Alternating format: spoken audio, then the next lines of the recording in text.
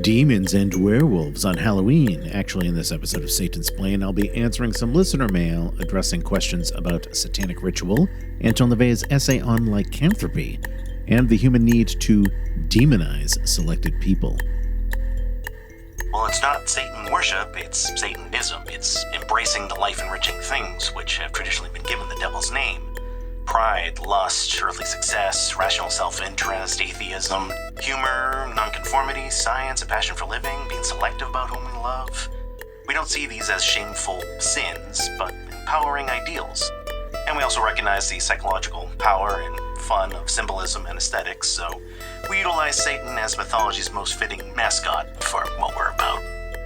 Satansplain. Satanic Talk with Church of Satan Magister Bill M. Magister Bill M. here with Satansplain. At the time of this recording, Halloween is fast approaching. It is presumed by many people that Halloween is the most important holiday for Satanists. Well, all of you Satanists listening know that that's not the case. As anybody who has read the Satanic Bible knows, the number one holiday in Satanism is the date of one's own birth. Satanism is a religion of the self, after all, where you are your own god, so it only makes sense that your birthday would be the most important religious holiday for Satanists. I am going to say something about Halloween later, but first I have a relevant rant here to share. Let's take this a step back and consider the concept of having a dedicated day to celebrate something, let alone the rituals that go with that. Once in a great while, you see, I'll run into some real flighty person who doesn't get this concept, or even the concept of having specific celebration days for anything in general. I'll be on a Satanism forum, like a Facebook group or what have you, and we'll be talking about birthdays, and somebody will say, well, I'm my own god, so every day is important to me. My birthday isn't any more special than any other day. These are usually the same sort of people who complain about Mother's Day or Father's Day or Valentine's Day or anniversaries under the same argument that, well, you know, if you really love a person, then you don't need a special day of the year to say that. You should be saying that every day anyway. And they'll usually say that these sorts of traditions are also things invented by corporations, and you shouldn't be buying anything in the stores to celebrate them. That's like being a sheep and so on. And the same with birthdays, or Halloween for that matter. I've, of course, run into people say, well, I'm a Satanist, or I'm a goth, or what have you. Every day is Halloween for me.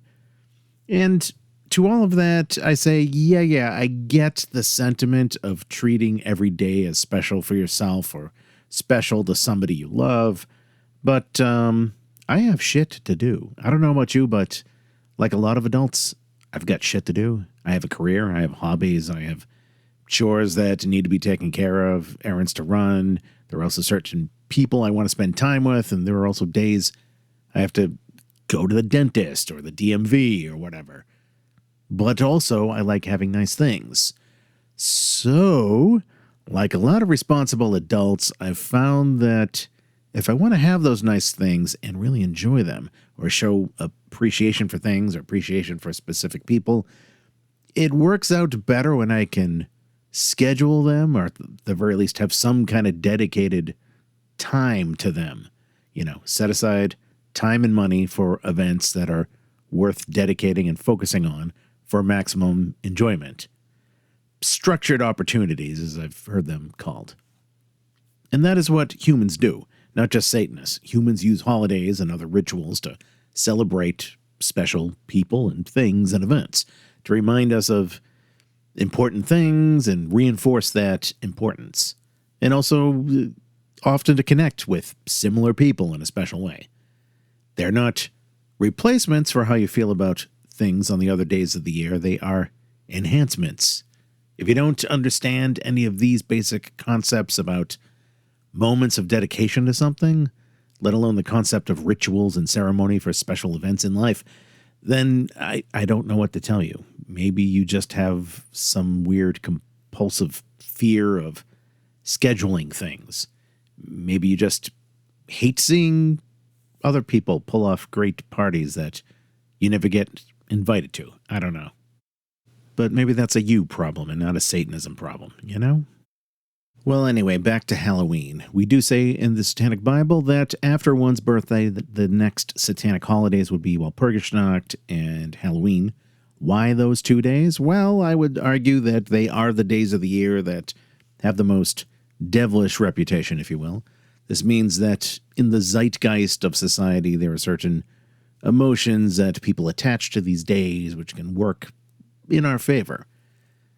There are some long-standing cult traditions, pagan celebrations, and so on, revolving around Walpurgisnacht, or the day after on May Day, Beltane, as some call it. Those sorts of holidays right around the same time of the year. The Church of Satan was also founded on Walpurgisnacht, but culturally speaking, at least here in the United States, Halloween is an immensely more recognized holiday. I have always celebrated it since I was a kid. I continue to celebrate it as an adult, albeit in different ways. I put up the decorations in front of my house, which I will take down on November 1st and put back in the basement until next October. And I celebrate Halloween, to be clear. I don't celebrate Samhain, or Samhain as some pronounce it. I am not a neo-pagan. I am a Satanist. So I don't say, oh, Samhain is really a sacred holiday of harvesting and of the goddess and has nothing to do with devils and warlocks and demons. No. I want the spooky stuff. Give me the devils. Give me the skeletons, the witches, the candy, the jack-o'-lanterns, Dracula, Frankenstein, the scary movies, even the plastic, tacky spider rings that you see every year. Bring it on. It's fucking Halloween. Anyway, additionally, I will perform a formal ritual on Halloween night. I've been doing that every Halloween now for over 30 years.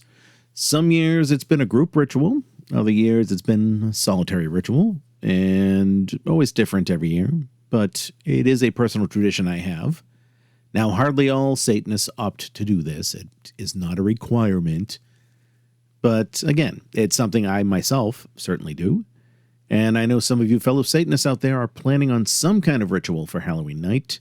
If you are one of those Satanists who, for whatever bizarre reason, still has never performed a formal satanic ritual, well, maybe this Halloween night is the night to finally try one. I recommend you listen to Satansplain episodes number 48 and 49 for some more talk on the topic. But in the first half of this episode you're listening to right now, I'm going to answer some questions I've received in email regarding satanic rituals. Bradley asks, do you recommend an urn to burn the parchment paper, or do you use a metal mixing bowl?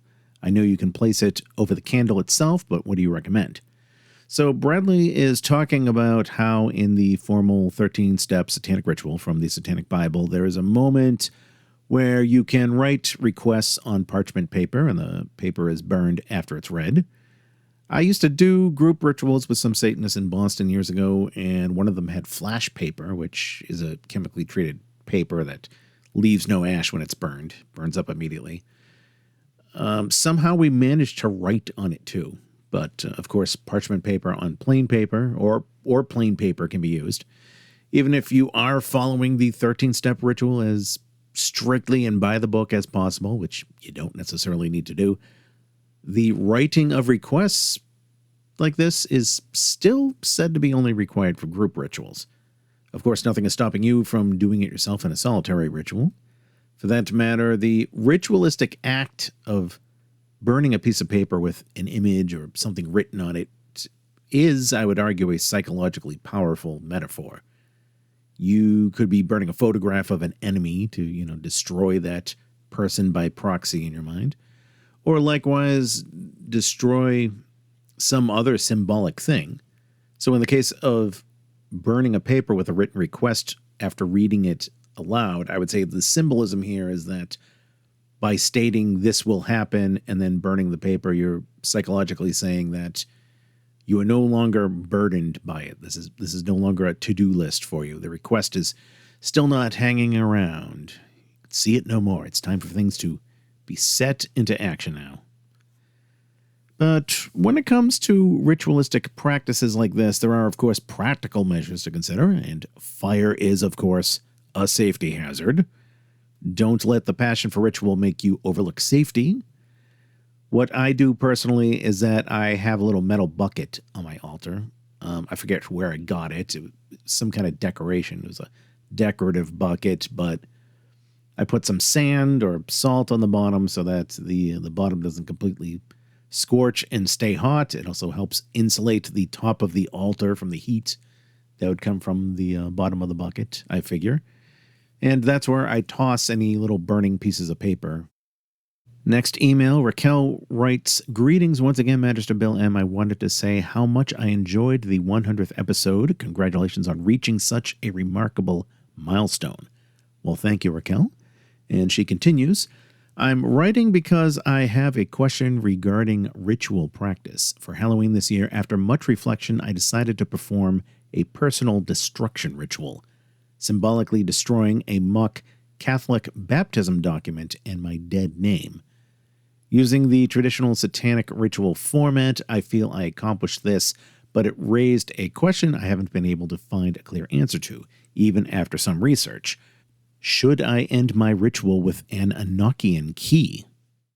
Now, before I answer this question, I'm sure there are some people out there who may be immediately thinking, "Oh, of course, you can do whatever you want. You can read one or don't read one. Satanic ritual is all about you, and there is no wrong way to do a ritual." I know there are people who are so quick to say this because almost every time I see a thread in some online forum on the topic of satanic ritual, there's always at least one person who seems to have a weird compulsion to say such a thing. Now, I get where this is coming from, and I get the sentiment of thinking if you're too wrapped up in the details and more about doing things right than applying emotion and all that, that's a wrong way to do it. Yeah, I get that. But as I've said many times before, this whole notion of there's no wrong way to do a ritual, that's grossly oversimplified.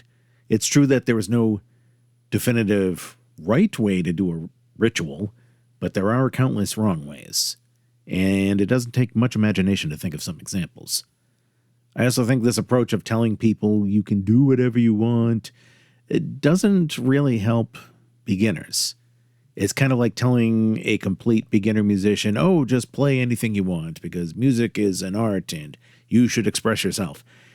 Okay, great, but, maybe having some guitar lessons or piano lessons or reading some books on music theory and so on, can at least help eliminate some of the guesswork and give you a little direction so that you can eventually get to the sort of place you want to get to with your music. Again, the people who are so quick to say that there are no rules in cases like this seem to have this weird association in their heads of discipline or structure to some sort of oppressive conformity or limitation of personal expression. So anyway, having said that, my own opinionated answer to the question is yes, definitely use an Enochian key. I am big on using the Enochian keys. The reading of one key near the end of the ritual is one of the steps of the standard 13-step ritual from the Satanic Bible, which, again, is designed to be completely customizable. So even if you go strictly by the book, there are parts that demand your own personalization. But anyway, the keys are there so that you can pick one that fits the theme that you're working with and end on that as a way to seal the deal, so to speak. You can choose either the Enochian or the English translation. I personally prefer using the Enochian language because I just like the wild tonal qualities of the words, and I think there's something to be said about having writings in an esoteric language that you reserve only for ritual. I would say it's an act of that magical, mythological archetype of magical incantations, and again, there's a psychological power to all of that, I would say. But as the theme for Raquel's particular ritual here is destruction, I would say that when it comes to the keys, it makes the most sense to use one of the Enochian keys in line with that destruction theme. Say key number 12 or 14 or 17, maybe 10. You can read the descriptions of each key in the Satanic Bible and see what looks like the best fit. I'm thinking 17 might be Raquel's choice here. Then again, you could say that this ritual you're going to perform, it is a destruction ritual, but it is also seems to be about disavowing oneself from the spiritual religions and affirming your identity on the left-hand path. It seems to be what Raquel was doing here. So in that case, maybe Enochian keys like 1 or 8 or number 15 could work. Again, I told Raquel I would leave it up to her to, read the descriptions and decide. Now, there may be some people out there also thinking, oh, come on, why would you have to create and destroy a baptism certificate just to say you're no longer a Christian? It's easy to say you're no longer a Christian. You're a Satanist now, and you know that the Christian stuff is all superstitious bullshit, so that should be that, right? Well, people who think this are, I would argue, missing the boat in two ways. One, like I said before, there's the fact that humans like to use rituals to commemorate important events, whether that's a birthday or an anniversary or school graduation, commencement ceremony, or ribbon-cutting ceremony when a new business is opening, and so on. And there are plenty of Satanists who have opted to do some kind of ceremony to celebrate the fact they have found Satanism and state that they identify as Satanists. So this is why, for example, we have the Satanic baptism ceremony in the book The Satanic Rituals, or the Satanic rite of dedication in the book The Satanic Scriptures. Even making the decision to wear the sigil of Baphomet as jewelry, or even go so far as to get a Satanism-related tattoo, can be seen as a ceremonial practice of sorts, even though in a different way. But the second and equally important point here, which some of these over-intellectual types miss, is that something that this is addressed in the Satanic Bible. Anton LaVey points out that it's one thing to accept something intellectually, but another thing to accept it emotionally. And when it comes to religious programming, that, I would say, is not something you can necessarily intellectualize away. You can't necessarily rationalize away trauma. Religious indoctrination purposefully includes emotional components. It's the same with other ideologies that require that sort of indoctrination. Communist China under Mao comes to mind, but let's not get political here. My point here is that religious deprogramming doesn't really happen overnight. I remember watching an atheism call-in show, the show called The Atheist Experience. And in this particular episode, there was a caller that said she was raised in a strict and abusive Christian home, and now she's an atheist, and while she understands in her head that none of this Bible stuff makes any sense and that there's no proof of the existence of God and that there are all these contradictions and so on, she still has this fear of going to hell in the back of her mind for being an atheist. Again, she knows it doesn't make any sense, but the irrational feeling is still there. So that would be an example, I would say, of accepting something intellectually, but not yet emotionally. So trying to talk your way out of previous brainwashing is a little easier said than done. So what is Satanism's answer to these sorts of issues in life? Well, this is where the ritualistic expression comes into play. Satanic ritual is an emotional act, not an intellectual one. It's emotional theater. It's psychodrama. We say in the Satanic Bible that man needs ceremony and ritual, fantasy and enchantment. Now, notice that Raquel says she wants to frame her ritual as a destruction ritual. Usually things like the conjuration of destruction are reserved for individuals. You have an individual you have a personal seething hatred for, and you want to direct that in the ritual chamber.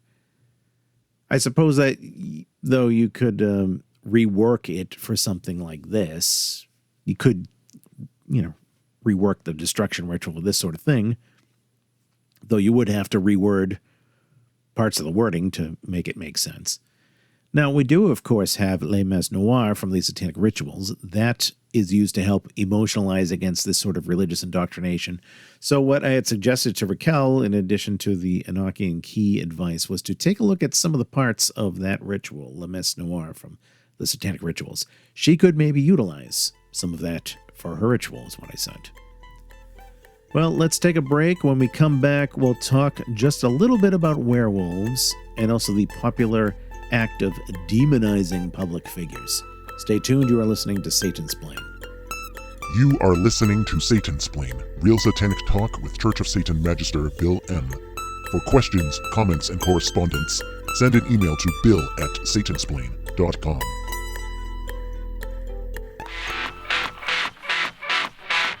The Blues Diabolic Podcast, a regular indulgence in the devil's music. Join your host, Fat Max, in a journey into the blues, the artists, the sounds, and the history of this fascinating music, from its humble beginnings right up to present-day legends. Because it has been said that the devil has the best tunes. The Blues Diabolic Podcast on Radio Free Satan. Hail the blues and hail Satan. The Millionaire Satanist by Reverend Robert Ing is not a book of comfort. It is a weapon, a scalpel for cutting through the noise of manipulation, cultural sedation, and emotional coercion that parade as wisdom in the modern age. Inside, you will not find hollow affirmations, romanticized martyrdom, or the soft language of passive survival. What you will find is a raw, reasoned guide to preserving your sovereignty, mentally, emotionally, strategically. You'll learn why your survival must come before sentiment, how to exploit societal systems without breaking their rules, and how to recognize the labels others stick on you before you become trapped inside their expectations. This book isn't about being liked. It's about being lucid. It's about surviving with your identity intact, be it in the boardroom, in your personal life, or in a collapsing cultural landscape that rewards performance over authenticity. You've been made to feel guilty for putting yourself first. That ends here. Read it if you're done being used. Keep it if you're ready to think clearly. Apply it if you're ready to win. The Millionaire Satanist by Reverend Robert Ing, along with companion piece, The Millionaire Satanist, The Chaos Planner, can be yours today. Available at Amazon.com. Get yours while you still can. Magister Bill M. here with Satansplain. Visit the main website for the show at Satansplain.com. There you can find every Satansplain episode. You can also listen to Satansplain on Spotify, YouTube, Audible, and a host of other places. If you are on social media, please give Satansplain a like and a follow, or whatever the equivalent is, on Facebook, X, and YouTube. Likewise, if you're listening now on YouTube, don't forget to hit that like button for this episode. For all questions and correspondence, email me directly. The address is bill@satansplain.com. And if you enjoy Satansplain and would like to support the show, please go to the show's page on Locals. Point your web browsers to satansplain.locals.com. You can sign up for Locals for free, but you can also additionally become a paid subscriber there. That is the best way you can support Satansplain. Additionally, we have a merch store. You can go to store.satansplain.com for that. And thank you, as always, to all of you who support the show in one way or another. Speaking of podcasts, with Halloween coming up, I just released a new Halloween episode of The Devil's Mischief. That is my other podcast, The Devil's Mischief, which you can find on RadioFreeSatan.com. There are already some other Halloween-themed episodes from other shows on Radio Free Satan. So again, go to RadioFreeSatan.com to listen. But first, back to Satansplain. Skunky wrote to me on behalf of a friend, and yes, that does sincerely seem to be the case here. This isn't one of those emails, questions like, I'm asking for a friend, or I have this friend, see. No, I don't think it was one of those type of questions. I think the actual friend is an actual friend. The actual friend, Skunky says, is very passionate about the topic of werewolves, has claimed to have seen some werewolves. Skunky says he himself is aware of the essay that Anton LaVey wrote and eventually published in the Devil's Notebook, the essay on lycanthropy, or how to be a werewolf, but still wanted to hear my thoughts on the topic. So I wrote back to Skunky, and my answer to this is that, first and foremost, I don't believe in werewolves. And by that, I mean werewolves that you may see depicted in horror movies. The full moon comes out, and the human physically changes into a wolf-human hybrid, and they have no memory of what really happened, and they can only be killed by a silver bullet, and so on. Yes, I'm sure there are plenty of anecdotes out there of people who think they saw a real werewolf and whatnot, but I don't see any evidence for that sort of full-on transformation thing. And if that is not the sort of thing these people with the anecdotes mean by a werewolf, then it begs the question of what you mean instead. Do you have a way to distinguish an allegedly real werewolf from somebody who's just really hairy and freaking out on PCP? Now, having said all of that, maybe there is something to be said about this mythological archetype of the werewolf or similar animal-human shapeshifters. As we say in Satanic Statement number 7, humans are animals. One of many avenues on this topic that may be worth exploring is a human in a more feral or primal state of mind. Is it possible to willfully get oneself into a more primal state of mind under certain circumstances, and are there benefits to that? I would say yes, and I think Anton LaVey was onto something with his essay in the Devil's Notebook on lycanthropy. I went through the exercise in that one myself, and I certainly had a moving experience from it. So to reiterate, I don't believe there was anything supernatural about all of this. I do, however, think that there is something supernormal about it, and I talked about the supernormal versus the supernatural, the differences between them back in Satansplain episode number 70. And I would say that this supernormal werewolf thing is, at the very least, an induced state of mind. In fact, in some ways, it may have some things in common with the sort of trances or altered states of consciousness that show up in some other religions. There are some extreme Pentecostal Christian churches in the United States, for example, who are into snake handling, and they handle live snakes because of some test of faith that comes from a particular line in the Holy Bible, and they get into this wild state of mind before handling the snake. Or you may see Christians at a faith healer show who are in this crazy neurotic state. These Christians, of course, will claim a supernatural reason is the case for all of this. Like it's the Holy Spirit or some other bullshit. But there is something neurologically going on in this temporary state of psychosis, I would say. You can go to a hypnotist show, for example, where they get people into this crazy delusional state of mind where they end up doing silly things. So when you consider all the cases like this, they're not all exactly the same, but I would still argue that in any case, there's something meditative and psychodramatic that a Satanist can self-induce with exercises like the one in LaVey's lycanthropy article. Obviously not with the Christian context or the Christian purposes behind it, but a satanic one. My all-time favorite movie is Clive Barker's Nightbreed. I got to talk about it on Reaper's Underground, I think a year or two ago. But in that movie, and in the book it was based on, which is Clive Barker's Cabal, there's a concept called the Beast, whereby certain characters invoke this altered state of consciousness and become werewolf-like. You could say it's symbolic of carnal nature. William Golding's novel Lord of the Flies also has a personification of carnal nature called the Beast.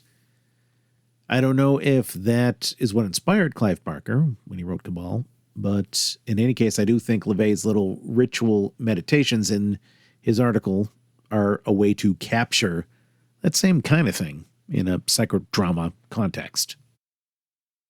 Naven writes, "Hello, Bill. I just watched some of these speeches from Charlie Kirk's funeral, a televangelist event for the books. Trump openly expressed, quote, hatred for his opponent. Could this be considered satanic? Perhaps 5, vengeance in Trump's opinion. And Naven seems to be referring to Satanic statement number 5, Satan represents vengeance instead of turning the other cheek. Naven continues saying, to me, demonizing people politically falls under more of the satanic sins of stupidity and counterproductive pride. More importantly, for the individual, I think that anyone who falls for that rhetoric would be committing the sins of forgetfulness of past orthodoxies, herd conformity, and lack of perspective. Have you given this any thought? I understand if this isn't a topic you'd want to cover on the show, as it is super polarizing and everyone has such a strong opinion on it, but I'm genuinely curious to hear your thoughts, as I have learned a lot about Satanism from you. So I wrote back to Naven regarding all these people like Charlie Kirk's widow and all these other Christians saying, oh, we must be good Christians and forgive people. I did notice that President Trump basically rejected that whole irrational notion of Christian forgiveness and basically said, well, I'm not going to do that. I'm not really the forgiving type. So was that a satanic sentiment on his part? I would say yes, and I was happy to hear that. But let's move on to this other part of Naven's email. He talks about the act of demonizing people politically. My view on that is that I think it depends on what you mean by that. How is a particular act of political demonizing of somebody being carried out or being perceived? If you're somebody who has an enemy, then satanically speaking, I think it's only natural that you're going to employ tactics to destroy him or her. And of course, when I say destroy, I don't mean something extreme like first-degree murder or arson or some other sort of crime. Yes, I know that every once in a while we get someone who catches a glance at the 11 satanic rules of the earth or some other satanic writing where we talk about destruction of an enemy and asks what this line or that line means. Now, I'm not saying Naven here is one of those idiots. I'm talking about entirely different people I've run into who are not particularly bright and probably don't read many books. They don't know how to distinguish literal language from language that is trying to be hyperbolic or emotional in order to drive home an idea. And in this case of how to deal with an enemy, they apparently don't stop and think of how there are any number of ways to dispose of an enemy. Many ways you can approach defeating an enemy. There are lots of ways you can hurt an enemy or render him or her powerless.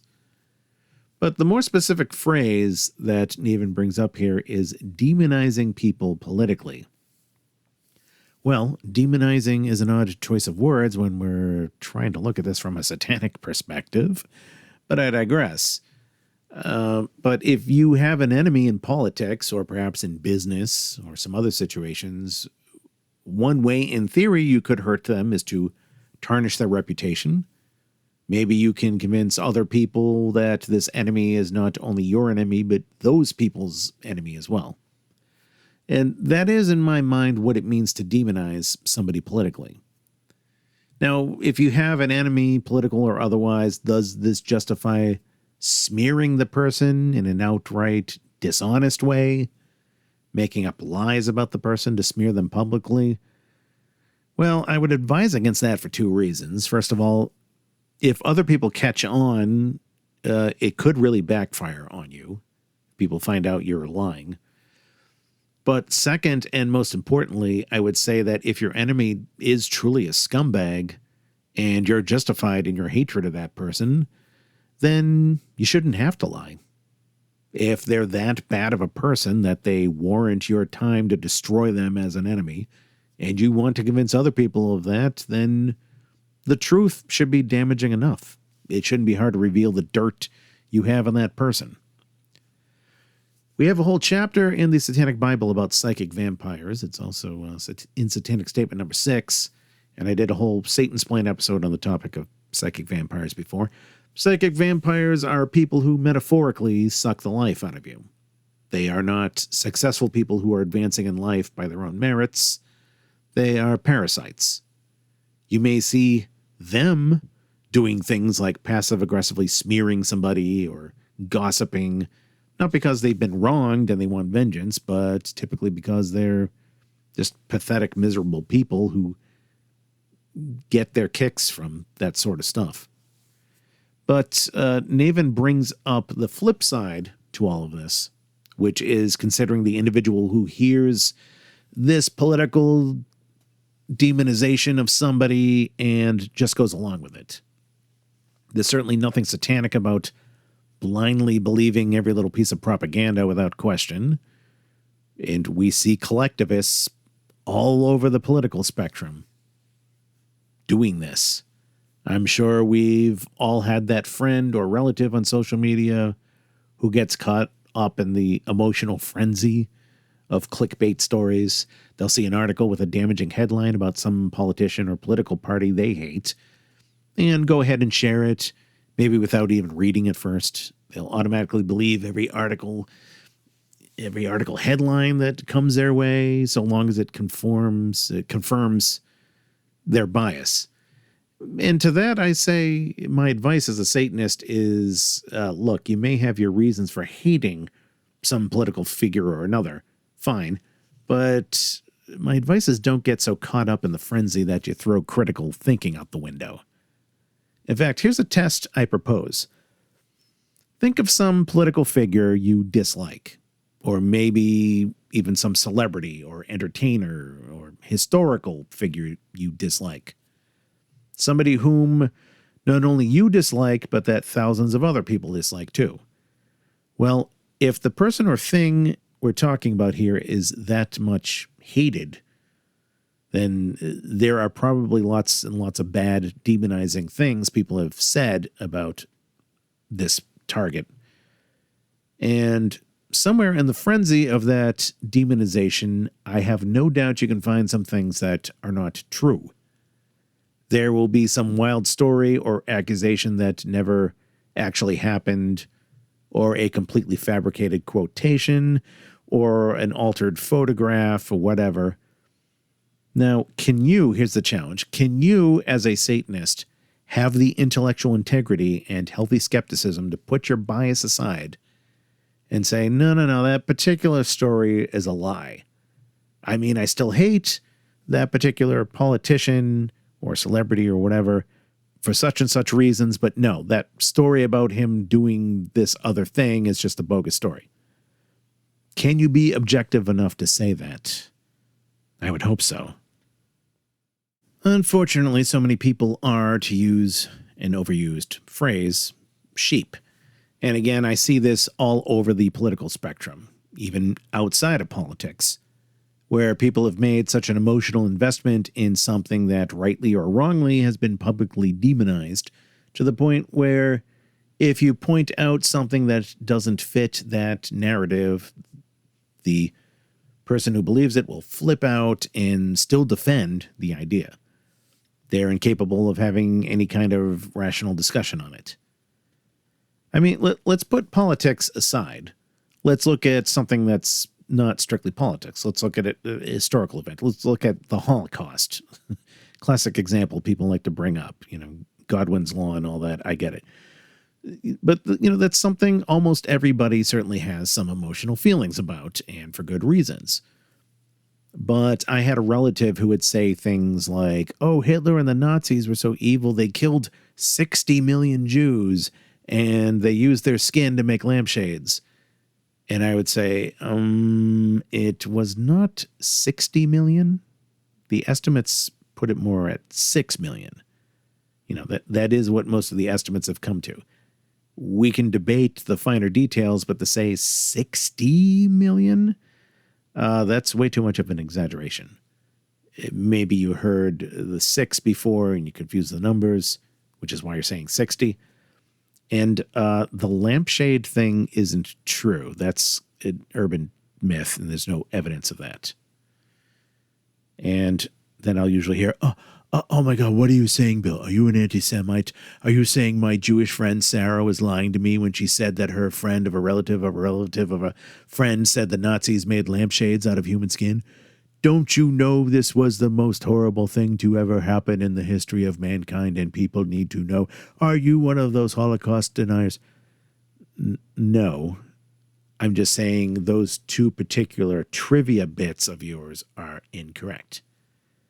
Now, I did exaggerate the exact wording of that anecdote a bit, but hopefully you get my point. I will say in closing that a lot of this echoes back to Satanic Statement number 9, which is Satan has certainly been the best friend the church has ever had as he has kept it in business all these years. To me, that statement isn't limited to Christianity's need for an imaginary enemy in Satan. I would say it expands to all sorts of institutions who need some kind of scapegoat. Well, that's going to do it for this episode of Satansplain. Thank you all for listening, and happy Halloween. Hail Satan. You have been listening to Satansplain. For more information about the show, visit the official website at satansplain.com. And for more information about Satanism itself, visit churchofsatan.com. This episode, copyright 2025, Magister Bill M.